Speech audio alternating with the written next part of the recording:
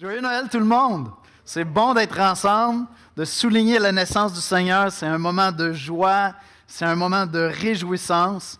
Et on va tout de suite aller dans la parole de Dieu. Alors prions, puis on va plonger ensemble dans la parole. On a les enfants avec nous ce matin. Les enfants, préparez-vous, j'ai un petit quiz pour vous après la lecture de la parole. D'accord? Alors on va fermer les yeux si vous voulez les enfants, puis on va prier les adultes aussi. Vous pouvez fermer les yeux si vous voulez.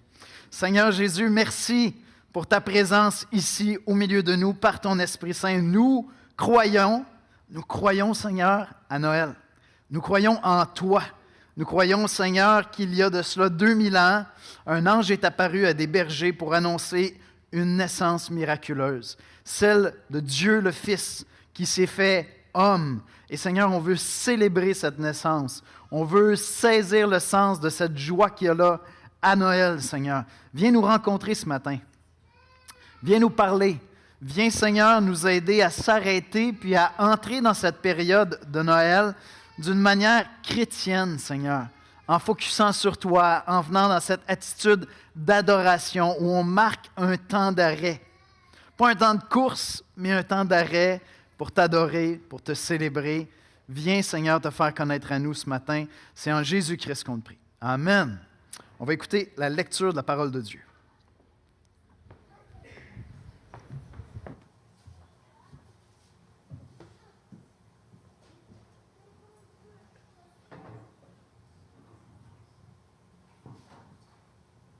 Bonjour, bon dimanche. La lecture de ce matin est tirée du livre de Luc, chapitre 2, les versets 8 à 14 dans la nouvelle édition de Genève. Encore Luc, chapitre 2, les versets 8 à 14 dans la nouvelle édition de Genève. Il y avait dans cette même contrée des bergers qui passaient dans les champs les veilles de la nuit pour garder leurs troupeaux. Et voici, un ange du Seigneur leur apparut, et la gloire du Seigneur resplendit autour d'eux. Ils furent saisis d'une grande frayeur. Mais l'ange leur dit, « Ne craignez point, car je vous annonce une bonne nouvelle, qui sera pour tout le peuple le sujet d'une grande joie. C'est qu'aujourd'hui, dans la ville de David, il vous est né un sauveur, qui est le Christ, le Seigneur. Et voici à quel signe vous le reconnaîtrez. Vous trouverez un enfant emmailloté et couché dans une crèche. » Et soudain, il se joignit à l'ange une multitude de l'armée céleste, louant Dieu et disant, « Gloire à Dieu dans les lieux très hauts, et paix sur la terre parmi les hommes qui l'agréent. »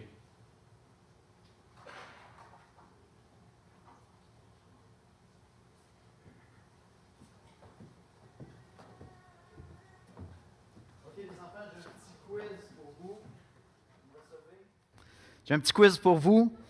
Si vous ne le trouvez pas, vous pouvez demander à vos parents, mais d'après moi, vous allez être bon pour le trouver. Donc, où sont les enfants? Juste lever la main. Je n'ai pas dit jusqu'à 77 ans, d'accord? Merci, Michel. C'est bon, il y a plus d'enfants que ça. C'est bon, super. OK, alors, en levant la main, quelles sont les deux fêtes chrétiennes les plus connues? Qui a la réponse? C'est quoi les deux fêtes chrétiennes les plus connues? Pâques et Noël. Exactement, bravo. OK, celle-là est plus difficile. Quelle est la fête qu'un chrétien célèbre une seule fois dans sa vie? En levant la main. Quelle est la fête qu'un chrétien fête une seule fois dans sa vie? Oui, le baptême, exactement, bravo! On a eu quelques baptêmes cette année, puis un baptême était quand même spécial, avouons-le. On n'a pas pu le web diffuser. Et puis, ça fait quelques années que je viens à l'Église de l'Espoir. J'ai commencé à l'âge de 7 ans, les enfants, à venir à l'Église de l'Espoir. Et moi, je n'avais jamais vu un standing ovation. Je n'avais jamais vu ça. Vous savez, c'est quoi un standing ovation? Spontanément, les gens se lèvent. Je n'avais jamais vu ça à l'Église de l'Espoir. On est des bons baptistes, après tout. On ne fait pas ces choses-là, n'est-ce pas? Là, tout d'un coup, on a oublié qu'on était baptistes. Puis, boum, ça a explosé. Puis le lendemain, j'étais encore en train de juste de célébrer dans mon cœur ce qui s'était passé en Église. Comme pasteur, il y a des moments où tu es là, on vit des choses en assemblée, puis des fois tu es là et tu dis « Merci Seigneur, tu es en train de faire quelque chose de grand, tu es en train de nous construire comme Église. » Et le lendemain matin, j'étais juste en train de repasser ce moment-là qu'on a vécu en Église. Et puis honnêtement, dans mon cœur, j'ai dit au Seigneur, dans le fond, c'est ça un vrai party chrétien. C'est ça le party chrétien, c'est un baptême, définitivement. Puis les chrétiens, personnellement, on le fête une seule fois dans notre vie, Dieu voulant, mais on en fête souvent aussi, Dieu voulant, parce qu'on assiste à cet anniversaire-là ensemble, ce moment où on passe par les eaux du baptême. Troisième question, vous êtes prêts les enfants? Quelle est la mini-fête? Je dis comme ça. Quelle est la mini-fête que les chrétiens fêtent le plus souvent? En levant la main. Quelle est la mini-fête que les chrétiens fêtent le plus souvent? Je sais, je suis subtil, là. Oh, oui, encore. Pardon? Le repas du Seigneur, bravo! Hey, je voulais apporter des chocolats, mais on m'a dit que ça allait être trop dérangeant. Je voulais apporter des chocolats puis les lancer aux gagnants, mais on m'a dit non. Après ça, les enfants oublient ça, là, ils vont être hype sur le chocolat. Donc, tout à l'heure, je me promenais avec mon pot de bonbons que j'ai dans mon bureau. Les enfants, vous me le rappellerez. Puis toi, tu vas en avoir au moins 2, d'accord? Donc, le repas du Seigneur. Non, mais le repas du Seigneur, sérieusement, c'est un moment commémoratif.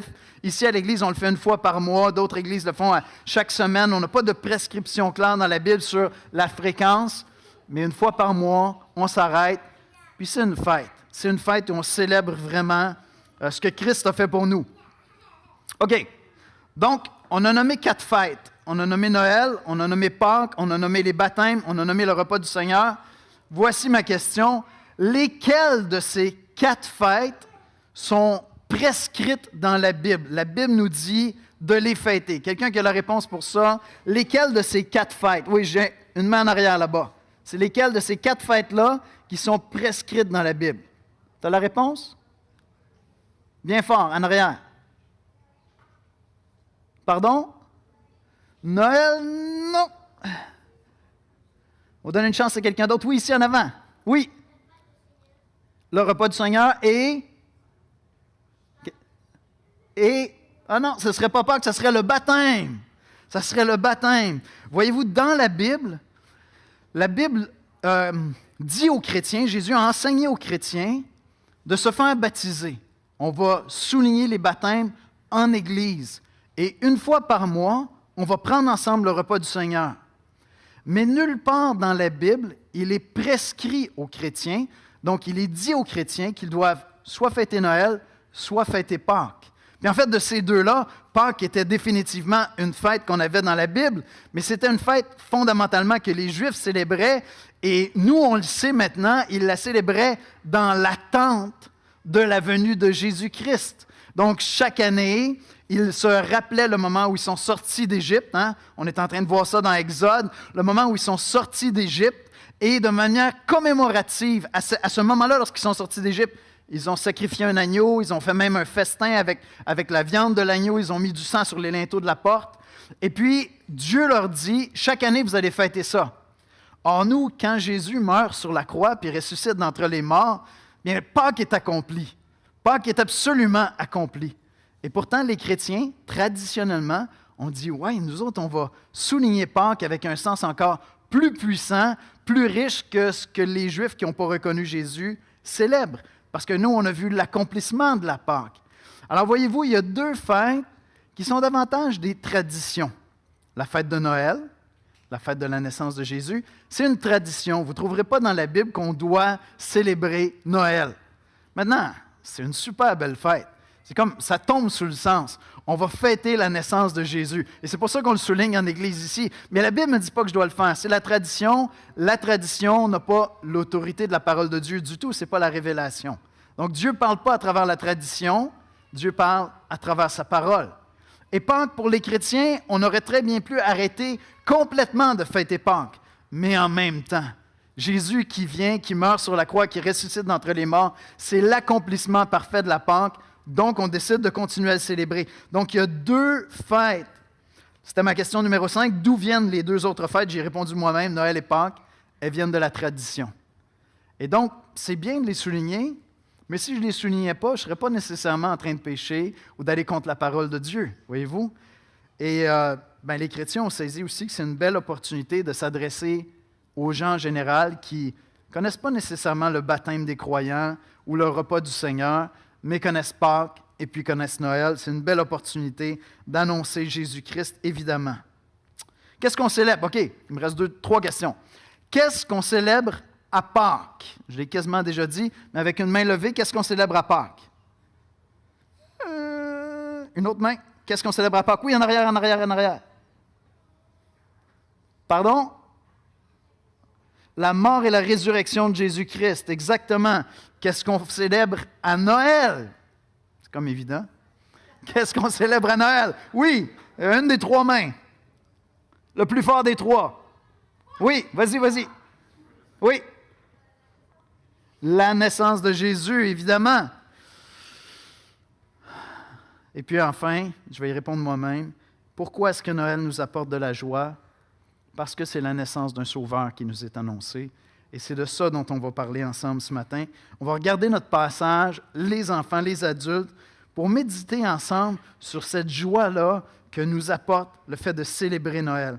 Luc nous dit dans son évangile que dans la région où est né Jésus, il y avait des bergers, parce qu'évidemment, il y avait des bergers à peu près partout en Israël, et Dieu a décidé que des gens très ordinaires, des bergers à l'époque, c'était super ordinaire. Si aujourd'hui, tu sais, quelqu'un te demande qu'est-ce que tu fais dans la vie, tu dis « je suis berger, je m'occupe de moutons », ici au Québec, c'est assez extraordinaire, mais dans le temps, c'était vraiment très ordinaire. Et donc, Dieu a décidé que des gens très ordinaires devaient faire partie de la fête de la naissance de Jésus. Et donc, il a envoyé quelqu'un les avertir les bergers que le Sauveur des hommes est né.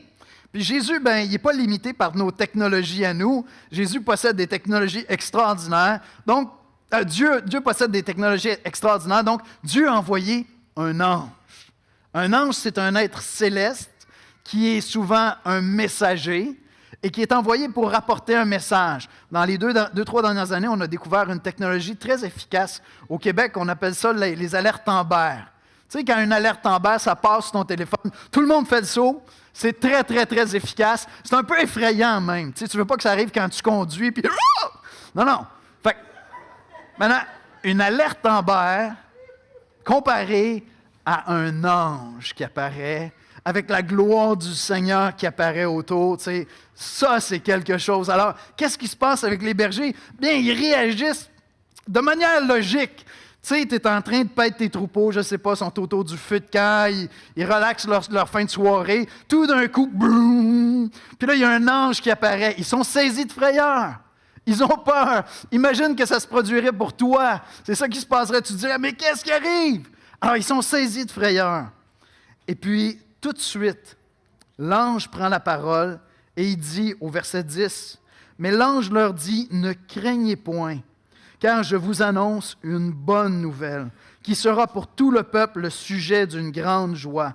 Un ange annonce une grande joie pour tout le peuple. » Il leur dit, non, soyez pas effrayés. Je sais que c'est impressionnant, je fais cet effet-là quand j'apparais de temps en temps, mais je viens vous annoncer une bonne nouvelle. Il y a un sauveur qui est envoyé pour les hommes, ça va être une source de grande joie. Et si vous retenez une chose ce matin, c'est que l'émotion qui devrait être associée à Noël, c'est la joie. C'est ça l'émotion qui devrait être associée à Noël. Ce n'est pas l'anxiété ou le stress de savoir si je vais avoir le temps d'acheter tous les cadeaux, de me dire « Ah non, je vais voir ma tante Bertha pendant le temps des fêtes, puis je n'ai pas réglé une chicane avec elle, ou j'espère que je ne vais pas pogner la COVID, puis je ne vais pas être obligé de rester chez nous. » Non, l'émotion qui devrait être associée avec Noël, c'est la joie. C'est la joie parce que c'est un moment de joie. Et c'est ça qui devrait remplir nos cœurs constamment. Noël, c'est l'annonce d'une grande joie pour tout le peuple, pour tout le monde.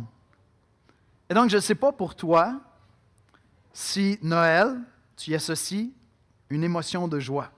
On a toutes des histoires différentes. Et ma prière ce matin, c'est qu'en allant dans la parole de Dieu, à quelque part, Dieu vienne régler quelque chose dans ton cœur pour que vraiment tu puisses associer Noël avec la joie, parce que le véritable sens de Noël, c'est une source de joie extraordinaire. Parce que c'est une annonce extraordinaire. Ce n'est pas une raison de tristesse. Donc, les bergers sont là, puis il y a un ange qui apparaît, puis là, ils sont effrayés. Puis l'ange dit, non, non, non, non, non. N'ayez pas peur. Ce n'est pas le temps d'avoir peur. C'est le temps d'être dans la joie. Et cette joie-là que nous apporte la naissance du Sauveur est un remède extraordinaire pour une société plus anxieuse que jamais. La vérité, c'est ça. La vérité, c'est ça. C'est que, à bien des égards, la qualité de vie en Occident atteint des sommets qu'on n'a jamais connus dans l'histoire de l'humanité. Puis pourtant, on est une des sociétés les plus anxieuses qui a jamais vécu. Et Noël est un remède extraordinaire. Lorsque je comprends ce que c'est Noël, c'est un remède extraordinaire à cette anxiété-là qu'on a tendance à vivre dans notre société. On lit dans Matthieu 1, verset 23, « Voici, la Vierge sera enceinte, elle enfantera un fils, et on lui donnera le nom d'Emmanuel, qui signifie Dieu avec nous. » Vois-tu, Jésus qui naît, Jésus qui vient au monde, c'est Dieu le Fils qui vient parmi les hommes. C'est Dieu qui vient parmi nous. Et ça, c'est une source de joie, pas une source d'anxiété. C'est Dieu qui vient vers les hommes pour nous offrir l'opportunité d'être près de lui.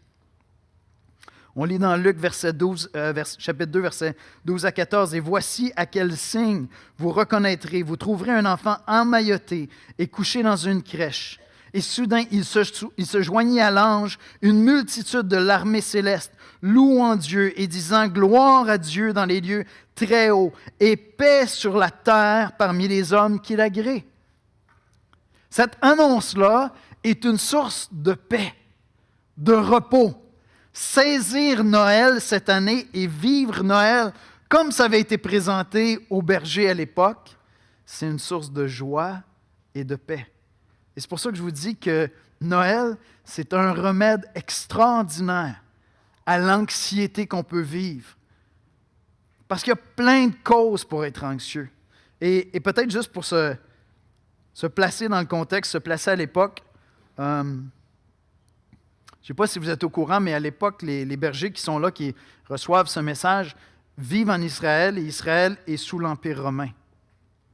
Donc, c'est littéralement un pays qui est occupé. Ils sont sous occupation romaine. Et la loi romaine est extrêmement dure. Ils sont traités, dans un sens, comme des esclaves pour l'Empire.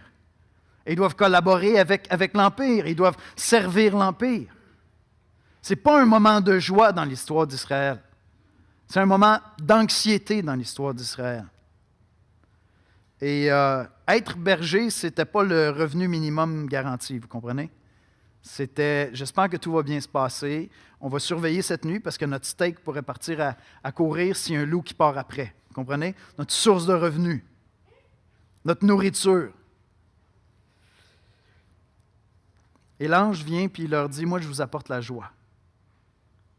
Je vous apporte la joie en ce moment. Je viens vous apporter la paix, du réconfort. Parce qu'il y a un sauveur qui est envoyé pour les hommes. Si tu saisis Noël véritablement, Noël va être un remède pour toutes les formes d'anxiété. Et je ne suis pas en train de faire une critique contre la science moderne ou quoi que ce soit, ou la médication. Ou... Tout ce que je suis en train de dire, c'est que Noël est un remède à toutes les formes d'anxiété. Et comme on l'a déjà partagé, même ici, notre famille vous a déjà partagé, même un dimanche matin, notre expérience à nous avec la dépression. Donc, je ne suis pas en train de condamner ça. Tout ce que je suis en train de dire, c'est que fondamentalement, quelle que soit la cause de ton anxiété, une vraie compréhension de Noël fait partie de la solution, je te l'assure. Parce que c'est la venue d'un sauveur dans ce monde. Alors, je ne sais pas où est-ce que tu es actuellement.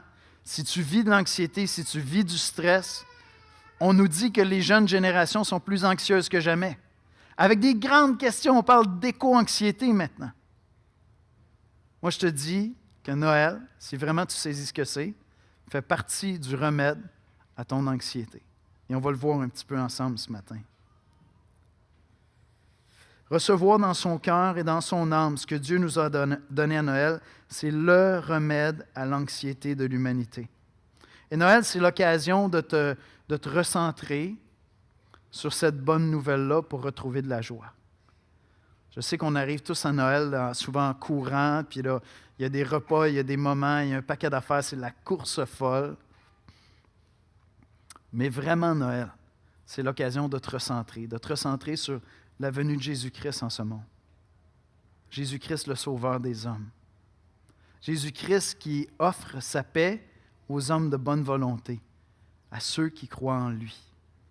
Et donc, je ne sais pas où est-ce que tu es ce matin, puis cette semaine, est-ce que c'était le stress à la maison? Est-ce que la tension a grimpé parce que tout le monde est stressé, tout le monde est tendu? Est-ce que ton cœur est retiré, puis tu as tendance à t'isoler dans ton cœur parce que tu es habité d'anxiété?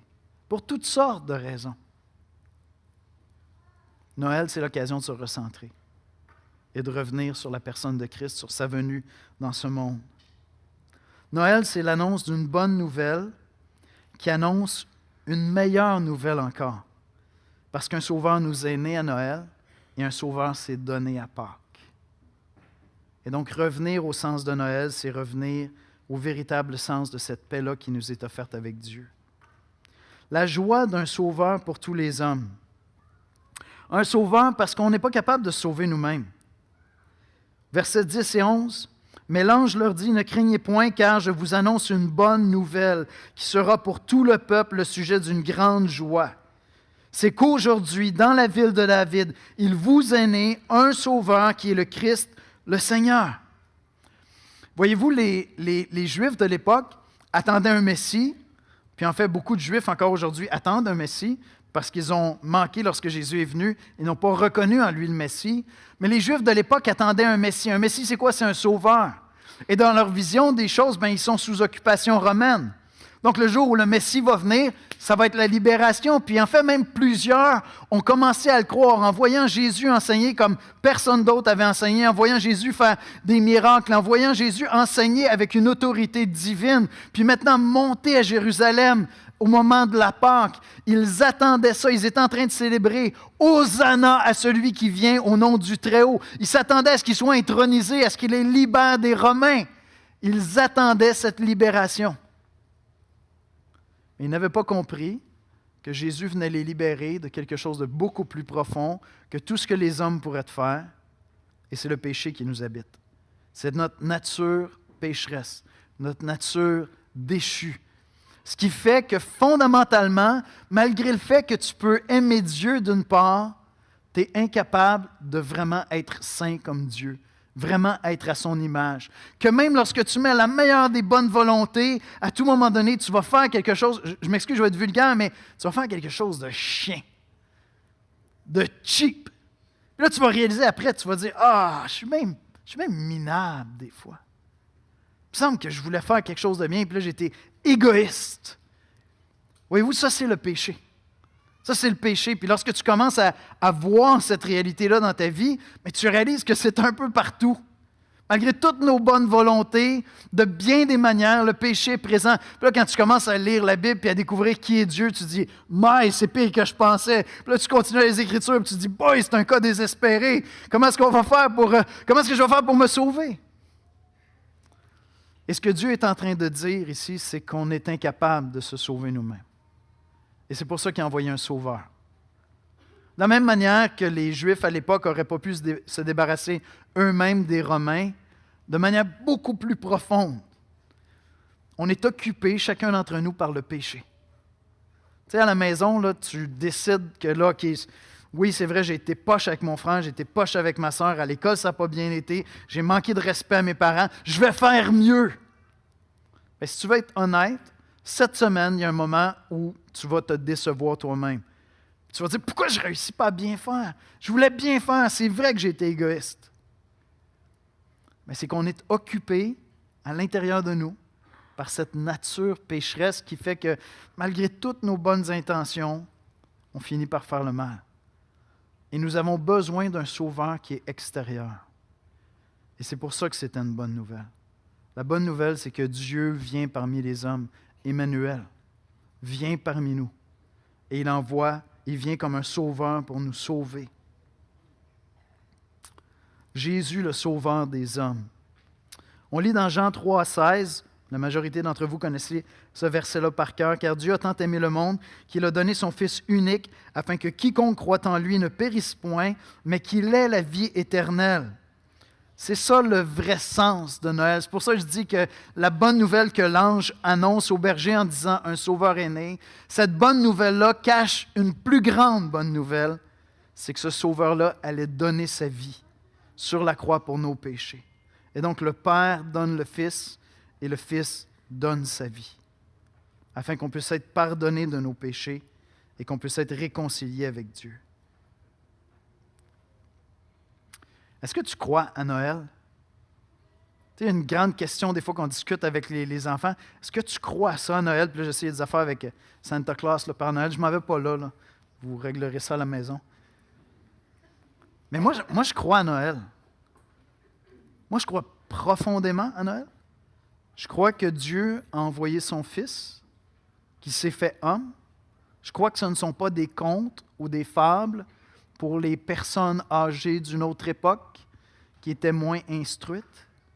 Je crois que l'humanité aujourd'hui a profondément besoin de croire, a profondément besoin de ce remède-là. Je crois que nous ne sommes pas capables de nous sauver par nous-mêmes. Même si c'est bien de prendre des choses en main dans notre vie, c'est bien de prendre à cœur l'environnement, de prendre à cœur ma famille, de prendre à cœur ma santé, de donner le meilleur de moi-même, mais à la fin de la journée, je ne peux pas me sauver moi-même et l'humanité ne pourra pas se sauver elle-même. Et ce n'est pas quelque chose de triste. Ça le serait s'il n'y avait pas Noël. Mais il y a Noël. Jésus-Christ est venu sur la terre. Et je crois profondément à Noël. Je ne sais pas si toi, tu crois à Noël. Puis j'ai le goût de te dire que tu sois chrétien ou non, ça se peut que tu ne crois pas à Noël. Dans l'Ancien Testament, il y avait un homme qui était un homme d'une très, très, très grande foi. Un homme qui croyait profondément en Dieu, qui a vécu une épreuve terrible dans sa vie, en fait, une séquence d'épreuves terribles dans sa vie qui l'ont amené à douter de la justice et de la bonté de Dieu. Il s'appelait Job. Job était un croyant. J'oserais croire même qu'il était un meilleur croyant que chacun d'entre nous. Mais à un certain moment donné, Dieu a décidé de permettre dans sa vie une séquence d'épreuves qui fait qu'il y a de l'amertume qui s'est installée dans son âme. Il a commencé à entrer dans un procès avec Dieu. Il a commencé à dire, « Dieu, il me semblait que tu étais bon. Il me semblait que tu étais juste. J'ai besoin d'explications. » Puis Dieu s'est fait connaître à lui. Et son cœur a été réconforté, il a trouvé la paix avec Dieu. C'est pour ça que je dis que tu sois chrétien ou non, ça se peut qu'en ce moment, tu ne crois pas à Noël. Parce qu'à quelque part dans ton cœur, il y a eu des épreuves, il y a eu des situations. Puis oui, tu es chrétien, puis oui, tu crois en Dieu, mais boy que c'est pas concret au quotidien, puis tu es habité d'un paquet de craintes, puis d'un paquet d'anxiété, puis peut-être d'amertume. Puis cette année à Noël, ce que tu as besoin de faire, c'est de te recentrer. Pour revenir avec une grande simplicité de cœur. Puis dire, oui, la vie n'est pas facile, oui, c'est difficile, mais je crois en toi, Seigneur Jésus. Amen? Peut-être que c'est ça que tu as besoin. Peut-être que tu as besoin de recommencer à croire à Noël. Ou peut-être que tu as besoin de commencer à croire à Noël.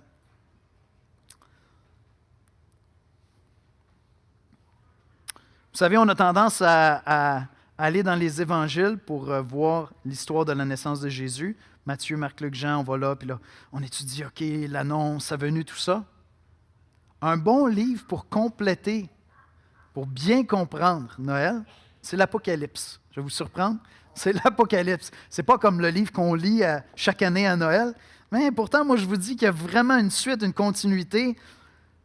Parce que voyez-vous, cette joie qui est annoncée au berger, lorsque l'ange dit « ça va être une source de grande joie pour tout le peuple », ça dépasse le peuple d'Israël. C'est une joie qui est exponentielle et qui va se multiplier à toutes les nations de la terre, qui va aller beaucoup plus grand que ça. Dans Luc 2, on voit un ange qui apparaît au berger. Ensuite, il semble y avoir une légion d'anges qui joignent leur voix. Mais il y a un ange qui est là, qui apparaît au berger et qui leur annonce ça. Et lorsque j'arrive dans Apocalypse 7, on voit une myriade d'anges qui est accompagnée d'un nombre innombrable d'êtres humains qui célèbrent l'agneau, qui célèbrent Jésus-Christ. Et je vais juste vous lire 2 versets dans Apocalypse 7, versets 11 et 12. Et tous les anges de l'univers, je ne sais pas, tous les anges, ça fait beaucoup. Et tous les anges se tenaient autour du trône, des vieillards et des 4 êtres vivants. Ils se prosternèrent sur leurs faces devant le trône et ils adorèrent Dieu en disant « Amen, Amen ». Louange, la gloire, la sagesse, l'action de grâce, l'honneur, la puissance et la force soient à Dieu au siècle des siècles. Versets 9 et 10. Et après cela, je regardai et voici, il y avait une grande foule que personne ne pouvait compter, de toute nation, de toute tribu, de tout peuple, de toute langue. Ils se tenaient devant le trône et devant l'agneau. C'est Jésus-Christ. Revêtus de robes blanches et de palmes dans leurs mains, et ils criaient d'une voix forte en disant, « Le salut est à notre Dieu qui est assis sur le trône et à l'agneau. » Ça me chicotait quand j'étais en train d'étudier le passage dans Luc 2. L'ange apparaît puis il dit, « Je vous annonce une bonne nouvelle qui va être une source de grande joie pour tout le peuple. » C'est tout le peuple qui m'a chicoté. C'est là, puis je me disais, « OK, correct, pas au moment de la naissance. C'est très secret. Je veux dire, il y a quelques personnes qui sont dans la joie au moment de la naissance. Après ça, dans le ministère de Jésus, oui, il y a des moments où Jésus était comme reconnu partout, mais tout le peuple, je veux dire, tu avais quand même une bonne faction qui fomentait, qui planifiait comment on va faire pour l'éliminer. Il ne devait pas être dans une très grande joie. Puis finalement, lorsqu'on arrive à la crucifixion, je veux dire, c'est un party macabre, là. Vous comprenez? Je veux dire, tout le monde joint leur voix à « crucifie-le, crucifie-le, crucifie-le ». À quel moment tout le peuple est dans la joie? Et ce qu'on réalise en étudiant la parole de Dieu, c'est que de tout temps, dans l'Ancien comme dans le Nouveau Testament, même en Israël, il y a Israël et il y a Israël. Parce qu'il ne s'agit pas d'être descendant par le sang d'Abraham, il faut être descendant par la foi d'Abraham. Et donc, il faut avoir la même foi, croire comme Abraham. Lorsqu'on arrive à la fin de l'évangile de Matthieu, Jésus va dire à ses disciples après sa résurrection, il va dire maintenant, allez de par le monde. Faites de toutes les nations des disciples. Et voilà tout le peuple qui va se réjouir. Et lorsqu'on arrive dans l'Apocalypse, on trouve des gens tellement nombreux que c'était innombrable. On n'arrivait pas à les compter tant la multitude était vaste. Pendant les prochaines semaines, il va y avoir des millions et des millions et des millions de chrétiens qui vont célébrer la naissance de Jésus-Christ partout sur la terre. C'est vraiment extraordinaire. C'est vraiment extraordinaire. Et ça se passe comme ça depuis 2000 ans. La joie que procure la naissance de Jésus-Christ, puis sa mort et sa résurrection, apporte une joie partout sur la terre qui est inégalée à travers l'histoire de l'humanité. Parce que bien des gens croient en Dieu, mais seuls les chrétiens ont connu un Dieu qui nous aimait tellement qu'il donnerait sa vie pour nous. Est-ce que vous réalisez ça? On estime actuellement à 100 millions de chrétiens en Chine. La vaste majorité de ces chrétiens-là sont dans des églises underground, non déclarées, parce que si tu veux être déclaré comme chrétien, il faut que tu ailles à l'église de l'État. Les prédicateurs doivent soumettre leur prédication, ça doit être vérifié par quelqu'un qui fait partie du Parti communiste. Et donc, la majorité des chrétiens en Chine sont dans des églises illégales. Et on a toutes sortes de moyens d'estimer leur nombre. Entre autres, une des meilleures ressources pour avoir de l'information puis de la théologie, c'est le site de TGC, la Coalition pour l'Évangile. Mais vous savez quoi? L'endroit dans le monde où il y a le plus de téléchargements à partir du site de TGC, c'est en Chine. Puis le site est interdit. Fait que les chrétiens trouvent le moyen de se brancher et de télécharger de l'information. Depuis des milliers d'années maintenant, la bonne nouvelle de la naissance de Jésus-Christ que nous célébrons à Noël est une source de joie inégalée dans l'histoire de l'humanité. Et lorsque l'ange annonce au berger que tout le peuple va être dans la joie, je crois qu'il est en train de faire référence à tous ceux qui croiront en Jésus-Christ. Et donc, ce que je vous dis ce matin, ce que Dieu vous dit ce matin, c'est que Noël, c'est l'occasion de se recentrer sur Dieu. C'est l'occasion de prendre toutes tes anxiétés, toutes tes craintes, toutes tes peurs, tous tes stress, toutes tes frustrations, toutes tes amertumes. Non pas de les mépriser comme si c'était sans importance, mais de venir y jeter un regard nouveau à la lumière de ce que Jésus-Christ a fait en venant dans ce monde. Et de dire en quoi est-ce que la venue d'un Sauveur, Jésus-Christ dans ce monde, vient changer ma perspective sur la mort, sur la vie, sur les stress économiques, sur l'environnement, sur la planète. Et ce n'est pas que ces questions-là ne sont pas importantes. Un chrétien qui est responsable va s'investir, va prendre des choses en main. Mais à la fin de la journée, je regarde toutes ces choses-là, ma vie de couple, ma famille, mes amitiés, ma santé, mon travail, mon avenir, mon passé, l'état de la planète. Je regarde tout ça et je mets ça en perspective de Noël, de la venue dans ce monde de Jésus-Christ, le Sauveur des hommes. Et Noël, c'est l'opportunité de se recentrer comme ça. C'est intéressant. Les anges, ce sont des messagers. Ce matin-là, quand les bergers se sont levés, je ne pense pas qu'ils s'attendaient à recevoir un message comme ça. Ils s'en vont dans les champs, puis ils s'en vont travailler, puis ça arrive du champ gauche. Non? OK. Ça arrive du champ gauche, il y a un ange qui apparaît, puis qui les surprend avec une extraordinaire bonne nouvelle. Une très, très bonne nouvelle. Et vous savez quoi? Ceux qui ont compris le sens de Noël et qui sont habités par la joie, cette même joie qui est annoncée par cet ange, nous sommes à notre tour des messagers. Et on est appelé à surprendre les gens avec notre joie à Noël, pour pouvoir donner explication de l'espérance qui est en nous. Et il y a des gens autour de nous qui doivent être surpris de cette joie-là. Et c'est pourquoi je vous dis, annoncez la venue du Sauveur, premièrement par votre joie à Noël. Et je suis conscient qu'il y a plein de choses dans la vie qui font qu'on n'est pas là, on n'est pas dans la joie. Et pourtant, la parole de Dieu nous dit, soyez toujours joyeux. Mais on a l'occasion de se recentrer si on a perdu notre centre avec la naissance de Jésus-Christ. Je vais inviter les musiciens à venir me rejoindre à l'avant. La chorale va venir s'installer. Puis on va aller ensemble dans la joie ce matin de cette naissance de Jésus-Christ. Et peut-être que c'est l'occasion pour toi de découvrir cette année pour de vrai le sens de Noël. Peut-être que tu as été invité à venir ici, puis Noël pour toi, c'est des parties, quelques excès, le régime qui va suivre, les résolutions du Nouvel An. C'est tellement plus que ça, Noël. Et c'est vrai, Noël, ce n'est pas une fête qui nous est prescrite dans la Bible, mais c'est tellement une belle tradition que les chrétiens se sont donnés pour souligner un des moments les plus importants dans l'histoire de l'humanité. Je dirais le deuxième moment en importance, après la mort et la résurrection de Jésus-Christ.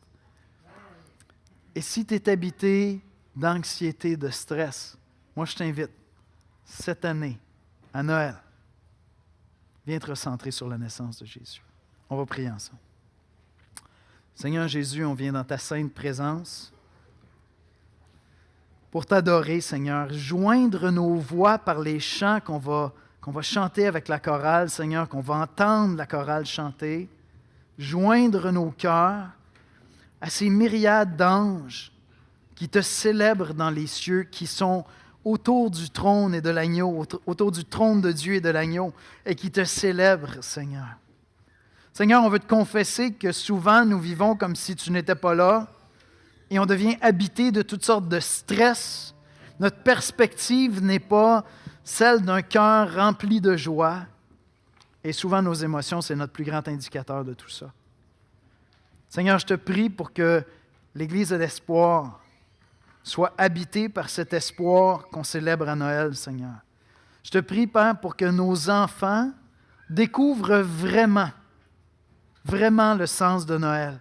Parce qu'il n'y a pas d'âge pour croire en toi, Jésus. Parce qu'il n'y a pas d'âge pour découvrir qui tu es, Jésus-Christ. Seigneur, je te prie pour que cette année, nous soyons une source de joie pour les gens autour de nous, quelles que soient nos circonstances.